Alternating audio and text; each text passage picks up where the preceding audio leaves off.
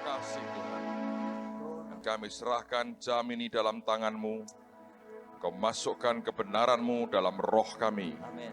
Dan biar kami mengalami akan kenyataan kuasa Tuhan dalam Amin. hidup kami.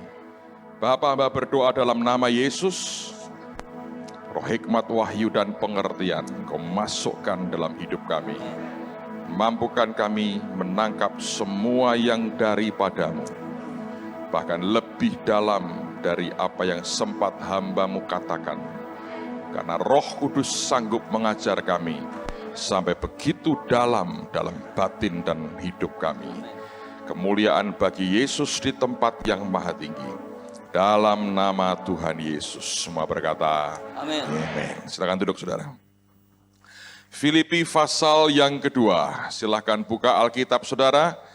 Ayat yang pertama saya akan membaca sampai dengan ayat yang ke-5 saja. Filipi pasal yang kedua, ayat yang pertama sampai dengan ayat yang ke-5. Jadi karena dalam Kristus ada nasihat, ada penghiburan kasih dan persekutuan roh, ada kasih mesra dan belas kasihan.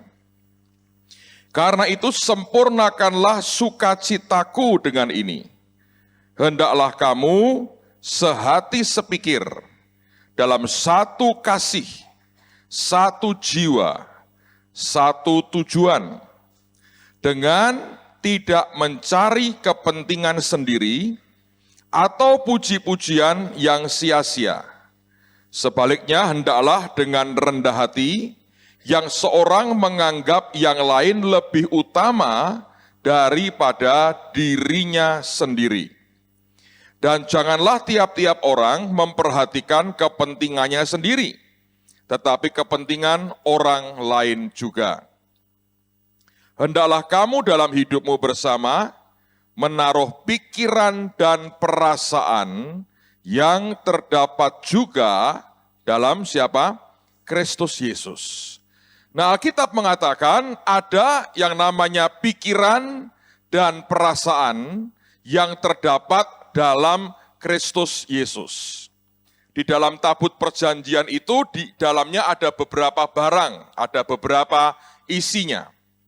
Di antaranya ada mana, tapi juga ada 2 loh batu. Dua-duanya menggambarkan firman Tuhan. Dua-duanya menggambarkan kebenaran firman Tuhan. Nah, mana merupakan makanan yang kita dapatkan hari demi hari bersama dengan Tuhan. Pada waktu kita mencari Dia, kita mendapatkan firman Tuhan. Rema yang kita dapatkan, kita membaca Alkitab, Tuhan berbicara kepada kita. Anda di sini hadir, saya menyampaikan firman, Roh Allah menjelaskan dalam hidupmu. Itu merupakan mana. Setiap hari seharusnya kita mendapatkan fresh mana. Mana yang segar dari Tuhan. Kita terima, kita makan, kita nikmati, membuat kita kenyang, membuat kita puas, membuat kita mengucap syukur, membuat kita kuat kembali. Itu merupakan mana yang Tuhan berikan kepada kita. Tetapi ada juga firman yang lain, yaitu dalam wujud 2 loh batu. Kalau kita memperhatikan, Alkitab berkata, Tuhan itu memahat sendiri sebetulnya akan loh batu yang ada, dan Dia tulis dengan jarinya, Dia pahat dengan jarinya, perkataan-perkataan firman itu sendiri. Yang kedua ini berbeda dengan yang pertama. Kalau yang pertama itu lebih lunak, kita dari luar mendapatkannya, dimasukkan ke dalam kehidupan kita. Tapi kalau berupa 2 loh batu, maka loh batu kita sekarang bukan lagi batu yang di alam ini, tapi adalah apa? Hati dan hidup kita. Nah, yang di sini ini, yang diukir, dipahat oleh Tuhan sendiri. Bagian yang kedua ini luar biasa hebatnya. Karena sekali itu masuk dalam kehidupan kita, tidak akan membuat kita goyah untuk selama-lamanya. Karena yang memahat siapa? Tuhan sendiri. Tetapi pahatan ini menimbulkan akan luka yang permanen. Atau mungkin lebih tepat begini, cacat yang permanen di dalam hati kita. Tapi bukan cacat karena perbuatan manusia, tapi cacat karena pekerjaan tangan Tuhan yang memahat akan hati kita, sehingga di dalam kita itu ada kebenaran yang tidak akan pernah goyah selama-lamanya. Sebagian besar orang Kristen mencintai akan mana, karena mereka akan mendapatkan yang baru, yang segar setiap saat. Dia terima dalam hidupnya. Itu memang bagiannya, itu mana yang memang dia terima. Dan sebagian besar orang Kristen juga tidak suka dengan pahatan di dalam hidupnya. Karena sakitnya luar biasa. Entah karena berbagai peristiwa atau pengalaman tertentu, tiba-tiba itu dipakai Tuhan sebegitu rupa untuk memahat sesuatu di dalam kehidupan kita. Waktu Anda mengalami dipahat Tuhan hati kita, engkau akan begitu banyak mencucurkan air mata. Engkau akan berkabung, engkau akan berduka, engkau bisa meratap, engkau bisa menangis, engkau bisa meraung-raung. Tapi saya mau berkata kepada saudara, kalau engkau mengalami itu, jangan berhenti di tengah jalan. Setiap perkataan kalimat firman yang dia mau pahat harus selesai sampai titik, saudara.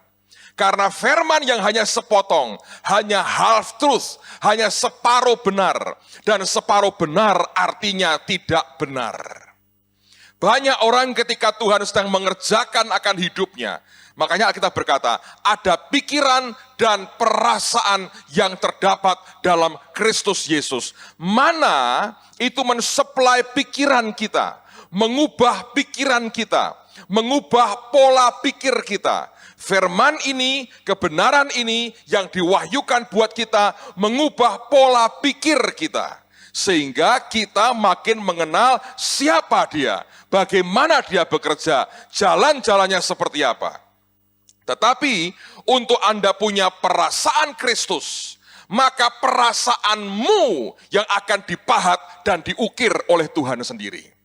Nah, kalau sudah kena di perasaan, itulah rasa sakit yang luar biasa. Kalau di pikiran, paling-paling Paramek obatnya. Anda mumet, Anda pusing, Anda beri obat, kelihatannya lumayan oke lah. Sedikit bingung, lama-lama dijelaskan, Anda bisa ngerti. Tetapi untuk saudara mengerti, mengenal, meraba, merasakan perasaan yang ada pada Kristus Yesus. Kalau Anda merasakan pakai apa, saudara? Perasaan tuh? Pernah nggak merasakan dengan pikiran? Nggak mungkin tuh. Perasakan dengan perasaan. Perasaanmu yang dipahat Tuhan. Itu luar biasa sakitnya. Karena perasaan kita ini sensitif, halus, dan cenderung kita ini memang maunya menang sendiri, memuaskan kepentingan diri sendiri. Tapi ketika tangan Tuhan mulai datang memahat perasaan kita, itulah waktu yang sangat tidak nyaman dalam kehidupan kita. Ada pengalaman-pengalaman yang Tuhan giring kita dibawa begitu rupa. Bahkan sebetulnya cenderungnya Tuhan itu membujuk kita. Dia berkata, ayo toh ikut, enak-enak, enggak apa-apa, enggak apa-apa. Seperti anak mau dibawa ke imunisasi, disuntik. Ibunya berkata, enggak apa-apa kok, kayak digigit semut. Padahal itu jarum gedenya segitu, lain dengan semut, saudara. Ya kan?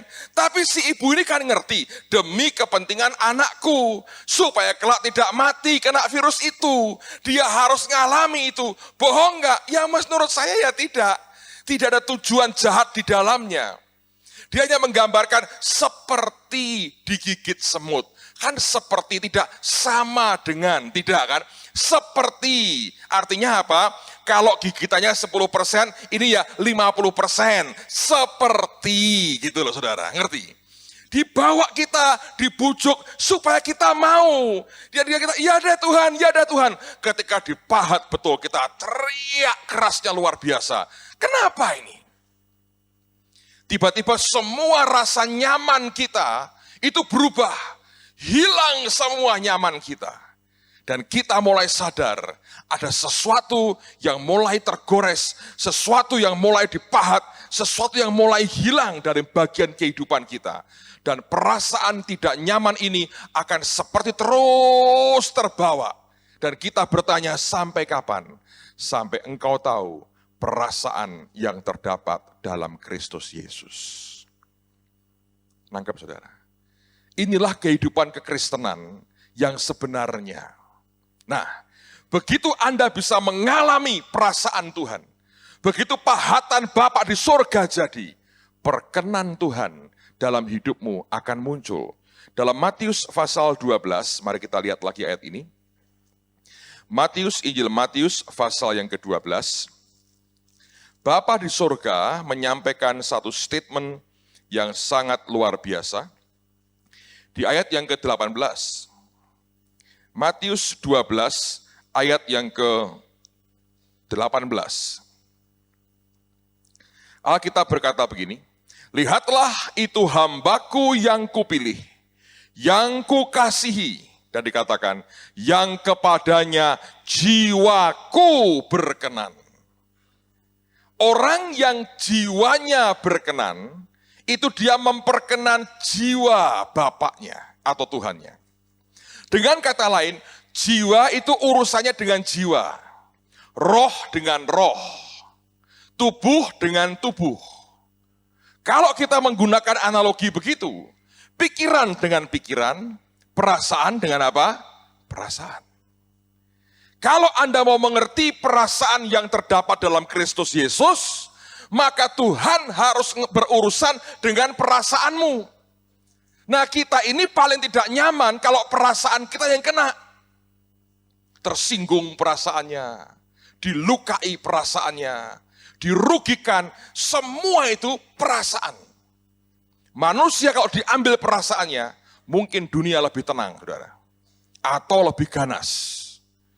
Rugikan, tembak, ding, mati ya, oh mati, gitu aja, saudara. Tanpa perasaan, atau mungkin lebih tenang. Mau dihina berkata, kok kayak monyet ya kamu ya? Menghina kamu kok enggak terhina tuh, mati. Entah saya enggak tahu yang mana. Tapi perasaan itulah yang membuat dunia jadi kacau balau juga termasuk. Atau juga membuat dunia jadi makin indah karena perasaan. Di situ namanya art seni itu muncul. Namanya akan segala macam lah. Bentuknya, keindahannya, segala macam. Itu semua seni, warna, itu muncul semua di situ. Bukan dari pikiran, dari perasaan. Sesuatu yang memberikan color yang begitu hebat kepada dunia hari ini, itu perasaan. Dan itu yang dia berkata, kalau engkau mau mengerti yang ada dalam perasaan Kristusmu, maka perasaan harus berurusan dengan perasaan. Engkau mau kenali perasaannya, Tuhan harus berurusan dengan perasaanmu. Orang yang perasaannya sudah mulai dipahat oleh Tuhan dalam kebenaran, dia orang yang bisa mengerti perasaan orang lain. Nanti, saudara. Orang yang sudah dipahat perasaannya oleh kebenaran firman, orang itu akan sangat mengerti perasaan orang lain. Dia akan menjadi orang yang berbeda kepribadiannya. Dia tidak akan menuntut orang lain karena egonya. Dia tidak ingin sekedar perasaannya dipuaskan dan tidak peduli perasaan orang lain. Dia akan bisa mengerti perasaan orang lain. Ketika orang itu bisa mengerti perasaan orang lain, ketika dia melayani orang itu, dia tahu apa yang harus dilakukannya. Itu akan membuat pengertian yang sangat hebat dalam hidupnya. Kenyataannya sebetulnya, terlalu banyak kita yang melayani Tuhan, perasaan kita belum tersentuh sama sekali oleh pahatan tangan Dia. Makanya kita bisa melayani kayak robot. Ya pokoknya kan begini peraturannya. Dengan begitu gampang kita melukai orang lain, dengan perkataan kita, dengan sinis kita, dengan cemooh kita. Lihat orang menderita, ya salahnya sendiri, kok begitu, Alkitab kan berkata apa? Ikutin dong, tanpa peduli orang itu tambah luka atau tidak. Sebab perasaannya tidak pernah tersentuh oleh logam pahat Tuhan yang mengukirkan firman di dalamnya.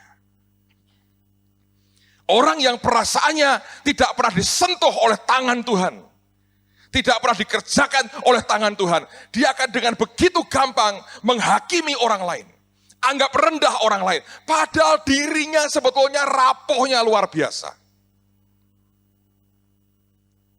Saudara, kalau Anda berkata, saya tidak pernah begitu, bukan berarti saudara tidak bisa jatuh ke situ. Saya masih ingat seorang hamba Tuhan, ngobrol dengan Pak Yusak, sudah lama sekali sebetulnya. Ini dulu hamba Tuhan ini ngetopnya luar biasa, terkenal sekali. Pak Yusak berkata begini, wah kalau aku ini orang jahat, orang jelek, mata keranjang segala macam dia cerita, mata duitan segala macam. Pak Yusak cerita dulu ini hidup kayak begini. Tiba-tiba hamba Tuhan ini berkata, kalau aku tidak mungkin, mata keranjang tidak mungkin, aku tidak mungkin jatuh dengan perempuan. Begitu dia ngomong seperti itu, ini Pak Yusak dengar firman berkata, Tuhan berkata, kamu tidak lama lagi akan jatuh dan berkali-kali kamu akan jatuh dengan berbagai perempuan. Dia ketawa, dia bilang, tidak mungkin. Aku tidak punya rekod jatuh dengan perempuan. Aku ngalami banyak hal tapi tidak pernah punya rekor jatuh dengan perempuan. Gak sampai setahun, jatuh, boom, boom. Terus saudara, berkali-kali dengan banyak perempuan.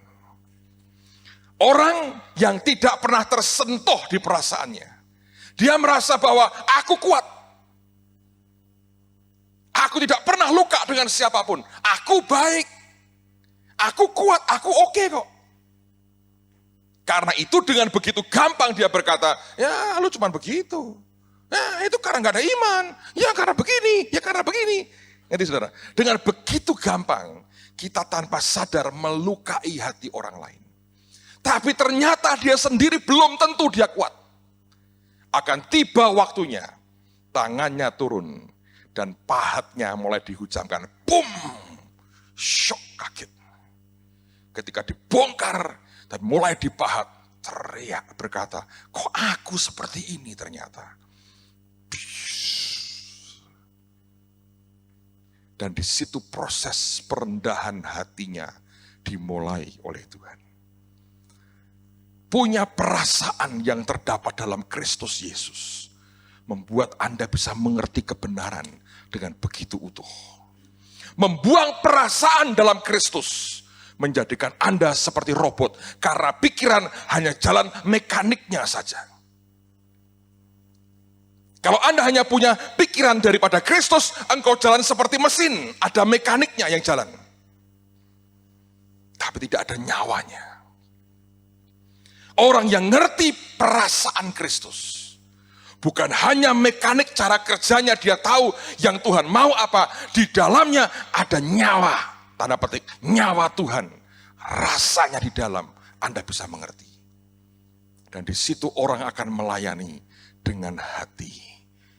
Dia akan menggunakan tongkatnya lebih banyak dan bukan pedangnya.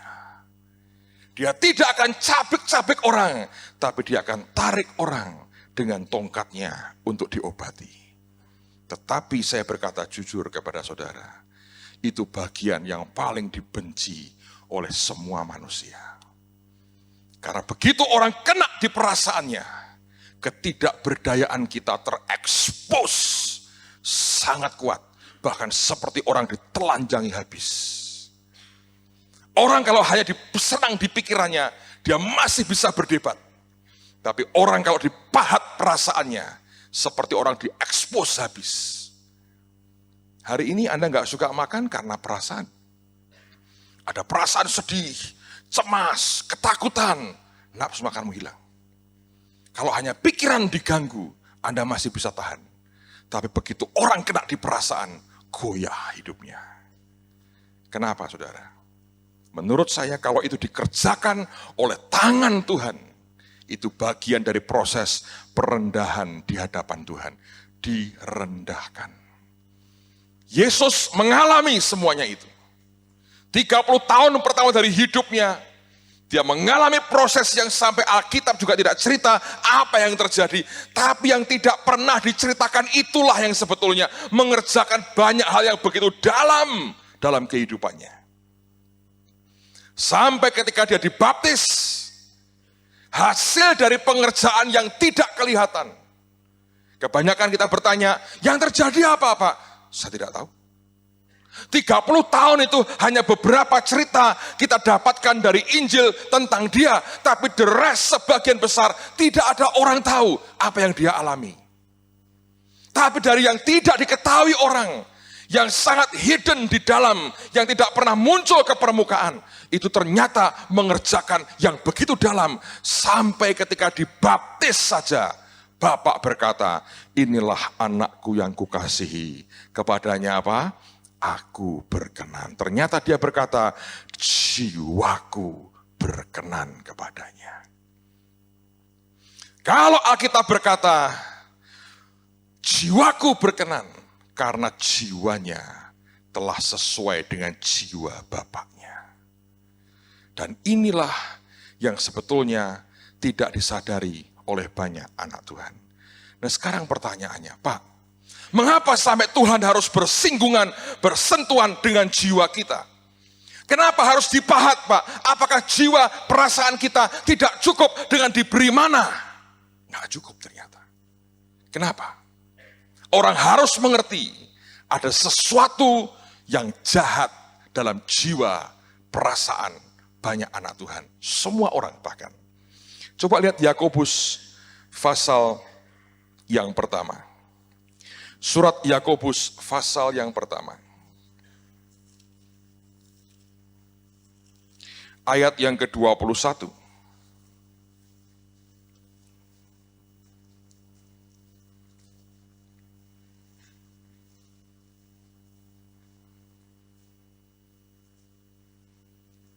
Yakobus pasal yang pertama. Ayat yang ke-21.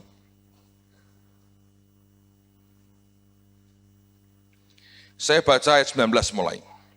Hai saudara-saudara yang kukasihi, ingatlah hal ini. Setiap orang hendaklah cepat untuk mendengar. Tetapi apa? Lambat untuk berkata-kata. Dan juga lambat untuk apa? Marah. Artinya marah itu dari perasaan, saudara. Ya, ini yang harus diketahui. Sebab amarah manusia tidak mengerjakan kebenaran di hadapan Allah. Teruskan lagi. Sebab itu, buanglah segala sesuatu yang kotor dan kejahatan yang begitu banyak itu, dan terimalah dengan lemah lembut firman yang tertanam di dalam apa? Hatimu yang berkuasa menyelamatkan apa? Jiwamu. Firman itu kan 2 loh batu itu. Terima itu. Terima dengan lemah lembut, jangan keraskan hatimu, terima dengan lembut. Ketika dia memahat kita, makin lembut kita menerima, makin cepat prosesnya. Makin kita keraskan hati kita, makin susah, makin lambat prosesnya. Alkitab berkata, terima itu menyelamatkan jiwamu. Nah, ada apa dengan jiwa kita? Alkitab berkata, ada segala sesuatu yang kotor di situ. Dan yang kedua, dan kejahatan yang begitu banyak. Kalau Anda lihat di dalam terjemahan yang lain, kata kejahatan yang begitu banyak diterjemahkan dengan kata yang aneh sekali, digunakan kata superfluity of naughtiness. Superfluity, fluid itu sesuatu yang cair, yang meluber, yang superfluid itu yang luber, of apa? Naughtiness, dari kata naughty. Naughty itu nakal. Di dalam jiwa kita ada kenakalan-kenakalan yang luber, saudara. Dan Tuhan tidak mungkin berkenan dengan kenakalan yang di dalam kita. Kalau kita anak, dia bapak nakal, tongkat didikan. Kalau kita ini istri, dia suami nakal, gantung, saudara. Lah mau apa lagi? Itu kan pengkhianatan. Iya kan? Di dalam jiwa kita itu ada superfluity of naughtiness, kenakalan yang luber di dalam kita. Nakal sebetulnya kita ini. Egoisnya tinggi sekali. Maunya sendiri. Itu seperti spiritnya Ismail itu. Lihat anak lebih lemah, mocking, diketawain, diejek, dikerjain, dipukulin kepala, cewerin di telinganya. Nakal sebetulnya. Yang begini tidak mungkin Tuhan pakai. Anak nakal dikasih urapan, rusak dunia, saudara. Tidak bisa. Dia berkata, harus aku pahat. Harus ada pengerjaan di dalam dirinya. Makanya tangan Tuhan turun untuk mulai memahat jiwa, hati kita, perasaan kita. Dan kata superfluity of naughtiness itu juga di dalamnya ada unsur ill will, kehendak jahat di situ. Desire to injure, keinginan untuk melukai orang. Walaupun tidak sadar. Tapi ada ill will, ada desire to injure, kecenderungan, keinginan, nafsu untuk melukai orang. Wickedness that is not ashamed to break laws. Ada kejahatan yang bahkan tidak malu kita melanggar hukum Tuhan. Bayangin saudara, kenakalannya sudah sampai begitu rupa. Lupa saya sudah tua, tetap nakal. Nokia berkata, there is a child in every one of us. Ada anak-anak di setiap kita. Begitu saudara katanya. Itu Nokia. Betul juga kan? Karena itu kalau Anda boleh punya communicator paling canggih, di dalamnya ada gamenya. Karena there is a child in every one of us. Artinya ada kenakalan-kenakalan di dalam jiwamu. Yang Tuhan berkata, bocah nakal tidak mungkin diberi otoritas dan kuasa. Tidak bisa. Nanti kayak Ismail. Lihat anak lain mulai tumbuh, gampar sama kakinya. Des. Omongannya bungam. Hujam terus, hajar terus. Dengan sikap, dengan perkataan sadis banget. Nakal. Dan kenakalannya kalau Anda baca, ini kenakalan yang mengarah di hadapan Tuhan loh, ke arah kejahatan. Jahat. Kalau orang jatuh, ya biarin, rasain. Loh, tidak berarti bahwa orang tidak ada marahnya loh saudara. Kadang-kadang orang mesti keluar marahnya itu. Kadang-kadang dalam disiplin kita, ya. Tapi Alkitab berkata jangan berbuat dosa. Di gereja ini selama berapa ya, setahun lebih ini. Ngalami di teror telepon kita ini. Aduh, minta ampun bener. Gara-gara kita punya staf satu gantengnya luar biasa. Ada seorang wanita yang tergila-gila dengan, waduh itu memang resiko kalau punya staf ganteng itu memang di situ saudara. Dan ini orang teror kami habis-habisan, hampir semua sampai toko buku Rema, semua tahu namanya disurati, gila bener. Kira-kira sekian waktu lalu, telepon ke rumah saya, nekat. Nggak ketemu saya kan, saya orang sibuk hampir nggak di rumah terus. Pembantu dimaki-maki, diintrogasi, gajimu berapa, boleh tidur siang tidak. Ini orang luar pulau loh saudara. Hebat gak? Saya sudah diem, tak sabarin lama, tapi memang nggak pernah ketemu saya. Terus. Saya bilang, ini mau berapa lama? Satu hari saudara, dia telepon lagi. Dan hari-hari itu berturut-turut telepon. Terakhir anak saya dimaki-maki waktu itu. Nah terakhir ketemu, ketanggor anak saya yang laki saudara. Ketemu anak saya laki. Dia telepon, dia bilang, halo? Dia bilang, ya udah, cari saya. Oh, papa lagi istirahat. Emang saya lagi tidur siang, saya capek, saya lagi tidur. Dari siapa ya? Saya tidak mau memberitahu. Wah, ngamuk-ngamuk, kayak orang gila. Terus tutup dibanting. Tersinggung perasaan anak saya. Ketemu yang ini bukan belum pendeta, jadi belum pendeta. Diangkat telepon lagi diangkat, persis diangkat. si Sam. Begitu halo dibentak. Setan kamu ya.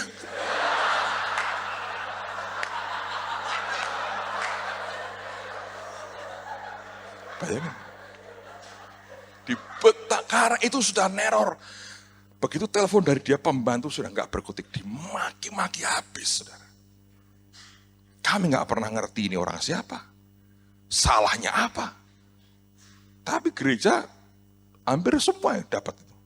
Waduh, dihajar dengan kata-kata gitu. Ketangkap anak saya, dimantak, setan ya kamu ya. Tutup sama anak saya. Nggak lama telepon lagi, saudara. Ya angkat pembantu saya. Saya bilang, saya sudah bangun, diceritain sama pembantu saya. Pak, dibentak sama si Sam. Dia ngomongin apa? Tak ngomongin setan, Pak. Orang semua dimaki-maki, kalau bukan setan siapa katanya. Ya terserahlah. Udah capek juga ini. Saya udah kesel juga ini. Kasihin saya bilang. Saya terima, dia bilang, halus, berubah suaranya. Halo. Wah.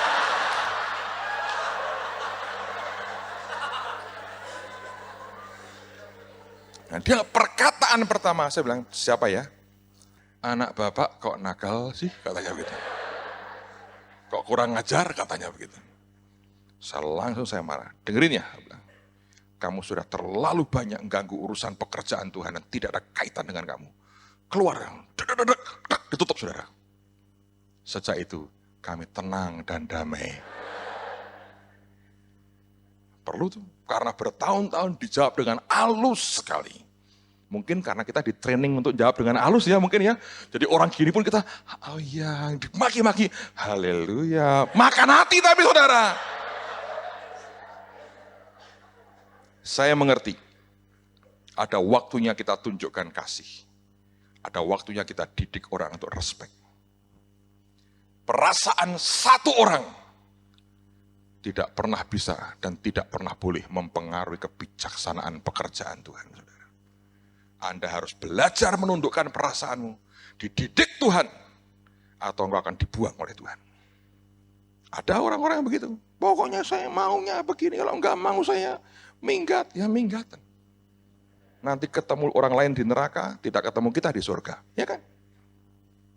Jadi ada saatnya kita berkata, belas kasihan muncul. Tapi tidak membuang ketegasan kita. Untuk berkata, kami tahu, ini Tuhan pimpin kami begini. That's it. Take it or leave it. Ambil atau tinggalkan. Dan itu didikan yang baik. Tapi kalau orang tidak pernah dididik Tuhan, maka compassion-nya akan hilang. Kekerasannya akan terus muncul. Dan kita akan melukai banyak orang. Tapi kalau Anda mau dididik Tuhan, ada saatnya kelembutan itu akan muncul begitu banyak. Tapi tiba-tiba engkau tahu, ada saatnya Anda berdiri berkata, ini yang Tuhan mau. Dan itu akan menghentikan banyak hal konyol dan sia-sia dalam kehidupan kita. Amen, saudara. Sedia nggak? Yang di perasaanmu tadi. Pahat. Sakit tuh saudara. Sakit. Dan saya perhatikan orang-orang yang mengalami itu. Selalu diisolasi oleh Tuhan. Tidak ada tangan orang lain yang bisa menolong Anda. Karena orang yang sedang mengalami seperti itu, jangan diberi simpati manusia. Oh kasihan ya, kamu kok begini ya, kasihan ya. Itu Anda masukkan racun. Yesus Paulus tidak pernah mau terima simpati orang. Ketika Tuhan memikul salib menuju ke Golgota, banyak wanita meratapi dia. Dia berkata, hei wanita-wanita Yerusalem, jangan menangisi aku, ratapilah dirimu sendiri. Dia bilang, aku tidak butuh diratapi orang. Kasihan ya, kamu tak beliin apa, bakmi Jowo mau. Supaya menghibur sedikit, gombal saudara, saya beritahu. Itu hanya sesuatu yang menina-bobokkan, memasukkan racun lebih jauh lagi, dan tidak pernah membawa akan kenyataan perubahan dalam kehidupan kita. Orang Kristen harus tough, harus kuat, harus ulet. Dipahat Tuhan, sakit tahan. Tentara kok, dari mana? Kuat dong, pahat, ayo. Lagi Tuhan. Paulus pernah berkata, dalam tubuhku ada tanda bahwa aku milik Kristus. Kata tanda dari kata stigmata. Anda tahu kata itu dari mana? Orang Yunani dulu.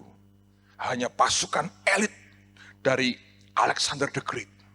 Hanya orang yang sudah perang dengan dia berkali-kali membuktikan loyalitasnya dan perang berani mati untuk rajanya. Dicap tanda A, Alexander di tangannya dengan besi panas masukkan. Kalau Tuhan mau pahat perasaanmu, dia mau berkata, engkau sudah kubuktikan, engkau layak jadi pengikutku dan kekasih jiwaku. Ketika dipahat, kuat kau jangan, dia bilang cengeng banget, salah pilih ke aku. Come on saudara, pahat, sakit, fine. Engkau berkata, ada tanda milik Kristus di sini. Kuat. Jangan cengeng. Jangan cari simpati. Paulus akan ke Yerusalem. Nabi bernubuat yang punya ikat pinggang ini akan diikat dan dibawa ke penjara. Ditangisi penatua jemaat. Dia berkata, mengapa engkau meratapi aku sampai engkau menghancurkan hatiku.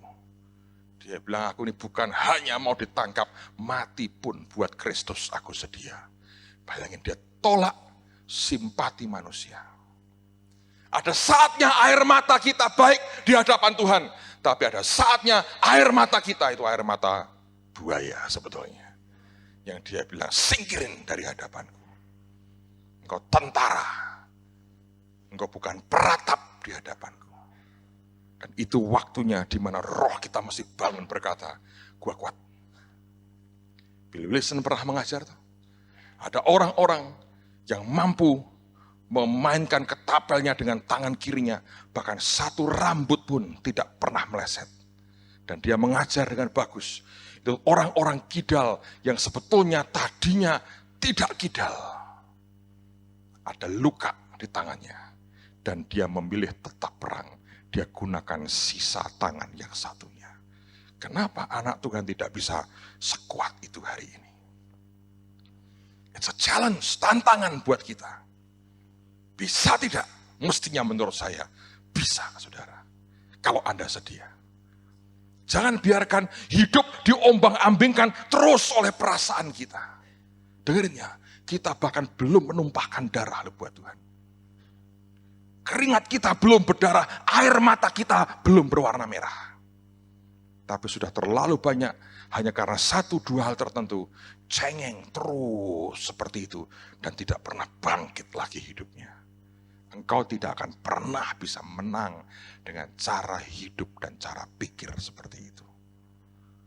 Biarkan kita berkata dalam perasaanku pun ada tanda bahwa aku milik Kristus. Stigmatanya di sini. Orang lihat ada goresan yang permanen di situ.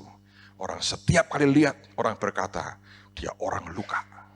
Tapi lukanya memancarkan kehidupan yang dari dalamnya terpancar keluar. Kalau Anda ke sebuah daerah di Semarang ini, ada perkebunan karet di situ. Kalau Anda lihat kehidupan sekitar kita, tidak pernah kita lepas dari yang namanya karet. Dalam rumahmu setiap kali Anda akan lihat, ini karet, ini karet, ini karet. Anda tahu, pohonnya harus dilukai permanen. Supaya getahnya bisa keluar. Kata orang Jakarta, so what gitu loh saudara. Kalau nggak mudeng itu pakai bahasa begitu. Kenapa mesti begitu Pak? So what gitu loh katanya. Harus begitu. Kalau Anda rawat lagi, jangan sampai lukanya, getahnya tidak akan keluar. Ngerti saudara? Justru itu dilukai, ditampung. Kalau sampai rapat, dilukai lagi. Memang begitu. Itu law-nya, hukumnya berkata begitu. Kalau itu Anda bisa nikmati dalam hidupmu saudara. Hidup kita kayak pohon karet. Saya pernah diberitahu orang, dia bilang, Pak lihat, pohon karet itu tiap hari kan geser. Goyang kemana? Saya bilang, iya kenapa ya? Itu mengikuti arah matahari kemana, dia geser ke sana. Kalau matahari ke timur, dia ke timur. Dia sore, dia geser ke barat. Why? Dia ikuti kemana matahari pergi. Tapi luka di sini tetap ada. Dan akibat dari itu, jutaan orang menikmati hasil dari apa yang di dalamnya, saudara. Kalau Anda masuk ke pohon karet itu, hutan karet, rapi semua, beautiful, indah. Saya suka lihat itu, bagus, rapi. Tidak ada yang berserakan, semua rapi. Ke timur semua dia. Dia mengejar arah matahari. Ke barat, dia ke barat semua. Dia ke arah matahari. Tapi kalau Anda lihat, setiap pohon ada goretan-goretan luka. Sebagian goretan itu pindah ke tempat lain. Tapi itu lukanya, bekasnya permanen. Dari situ getah yang luar biasa di dalamnya ngalir keluar. Saya pohon nangka kok Pak. Makanya itu yang gawat di situ saudara. Selalu orang mencari alasan untuk tidak dilukai. Karena orang ingin mempertahankan kenyamanan yang di dalam. Amen saudaraku. Beritahu kanan kirimu, Anda luka, so what gitu loh katanya.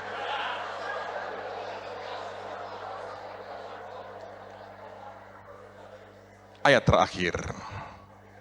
1 Petrus pasal yang keempat. 1 Petrus 4 ayat 19. Dengerin saudara ya. Nanti ini bukan terakhir lah, mudah-mudahan saya bisa berikan ayat lagi buat Anda. Kalau Anda mau tahu orang yang tough seperti apa, saya tunjukkan kepada Anda. 1 Petrus 4:19. Karena itu baiklah juga mereka yang harus menderita karena kehendak Allah. Kehendak Allah diikuti saja sudah hebat. Tapi kalau kehendak Allah berkata kamu harus menderita dan kita iyakan, itu luar biasa. Dikatakan menyerahkan jiwanya. Kalau Anda harus menderita, jiwamu harus engkau serahkan. Dengan selalu berbuat baik kepada pencipta yang setia. Cara nyerahkannya gimana? Harus berbuat baik kepada siapa? Pencipta yang setia. Kata berbuat baik artinya melakukan tindakan yang benar. Kalau kita mencoba menutupi terus luka kita, getah kehidupan di dalam kita tidak akan pernah keluar. Tapi ada orang-orang dan semua kita akan mengalami mestinya dalam kehidupan kita. Yang kemarin saya katakan, ada cara ketidakadilan yang harus ditelan. Karena itu kehendak Tuhan dalam hidup kita. Karena itu luka permanen supaya getah dalam kita memancar keluar. Di situ dia berkata, ambil tindakan yang benar. Serahkan jiwamu. Ambil tindakan yang benar. Jangan cengeng, jangan meratap, jangan keluarkan air mata buaya, karena buaya pun tidak pernah keluarkan air mata sebetulnya.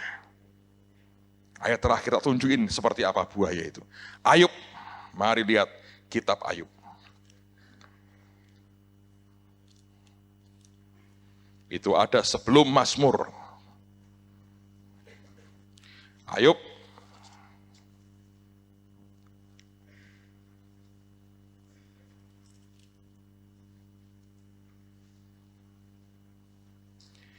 pasal yang ke-41, kalau Anda lihat pasal 40-nya pada ayat yang ke-20, lukisan tentang buaya, Tuhan ceritakan akan dirinya. Ini hal yang saya suka dari buaya ini. Ayat yang ke-20 dikatakan, gada dianggapnya jerami, tenang aja dia, gada dianggapnya jerami, dan ia menertawakan desingan lembing. Dia tahu itu bisa melukai, ditertawakan.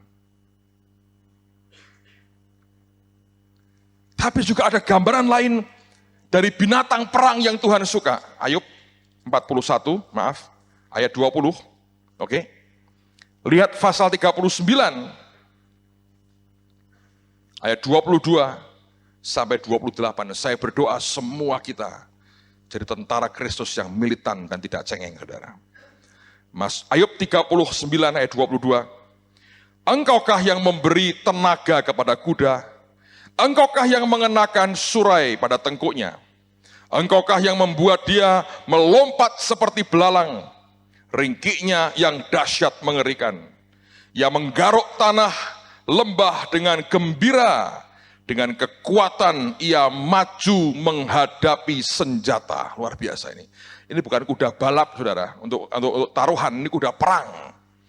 Dengan kekuatan ia maju menghadapi senjata. Kedahsyatan ditertawakannya. Ia tidak pernah kecut hati. Dan ia pantang mundur menghadapi apa? Pedang. Kalau luka gimana? So what gitu loh katanya, saudara. So what? Lukanya luka. Keluar getahnya. Kalau mati untung, kata Paulus. Dia bertawa, dia berkata, mau di mana sengatmu? Ketawain sama dia. Di atas dia tabung panah gemerincing, tombak dan lembing gemerlapan, dengan garang dan galak, apa? Dilurutkannya tanah. Dan ia meronta-ronta kalau kedengaran bunyi sangakala. Ia meringkik setiap kali sangakala ditiup, dan dari jauh sudah diciumnya apa? Perang. Gerak gertak para panglima dan pekik. Ini orang, saudara, kayak begini yang Tuhan mau. Kuatnya luar biasa. Dia bukan orang yang cengeng, bukan orang yang meratapi nasibnya. Orang yang tegar berkata, oke, aku dilukai. Lukaku, cacatku bisa permanen. Tapi keluar, getah kehidupan yang di dalamku akan terus keluar dan memberkati banyak orang. Mari jadi anak Tuhan yang tidak cengeng, yang kuat dan sangat perkasa dalam Dia. Amen. Naikkan pujian, Kau Allah yang besar, ajaib dan mulia. Kau Yesus yang selalu membuatku terpesona. Dia Tuhan yang luar biasa. Jangan ada orang nangis lagi meratapi ketika pahatnya sedang memahat perasaan dan jiwa dan hatimu. Biasa. Tanda dia berkata, aku mau jadikan engkau sebagai milikku. Ada stigmata Tuhan yang akan dimasukkan dalam kehidupan kita. Amen. Angkat tangan sama-sama. Besar, ajaib dan Mulia, Kau Yesus yang selalu membuatku terpesona. Segala pujian bagimu ya Tuhan. Hanya Kau yang layak kuagungkan. Yes Lord. Kau Allah yang besar, ajaib dan mulia. Kau Yesus yang selalu membuatku terpesona. Segala pujian bagimu ya Tuhan. Hanya Kau yang layak kuagungkan. Katakan lagi, saudara. Kau Allah yang besar, ajaib dan mulia. Kau Yesus yang selalu membuatku terpesona. Segala pujian bagimu ya Tuhan. Hanya Kau yang layak kuagungkan.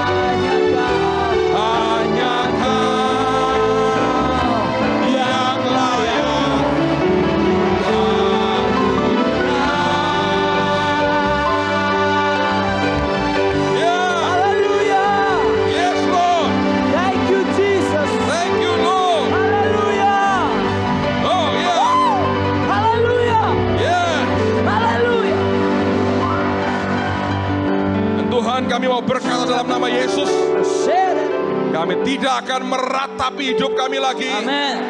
Sekalipun luka cacat kami mungkin akan permanen, tapi biar seperti pohon karet, setiap goresan luka mengeluarkan getah dari hidup kami, memberkati banyak orang. Kami katakan kepada jiwa kami, jangan cengeng jiwa, sedia dibentuk Tuhan. Katakan pada jiwamu, jangan cengeng jiwa. Bangun, bangkit, bangun, bangkit. Sudah waktunya berdiri, lari dengan Tuhan. Shata karaba, shata karalaba, karaba. Oh, rashete karalaba, sete. Ya shete karalaba, karaba. Moto shete karalaba. Ya da shete karalaba, taka. Moto soto karalaba, takaba. Ya seta mo shete kara. Rato sita kalamata. Manda koro shete karalaba. Moto shete karalaha. Roshiti karalaba, takara. Masoto karalaha shete kara. Pataka, Roseti Karala Seteka, Mata Karaba Santa Karaba. Yeah. Yes. Yeah. Sete Karalaba. Sente Karalaba, Soto Korobo Dakaya. Moto Soto Karalaba, Soto Karabata. Mete Korosata Karalaba, Korobo. Reshita Karalaba, Karalaba.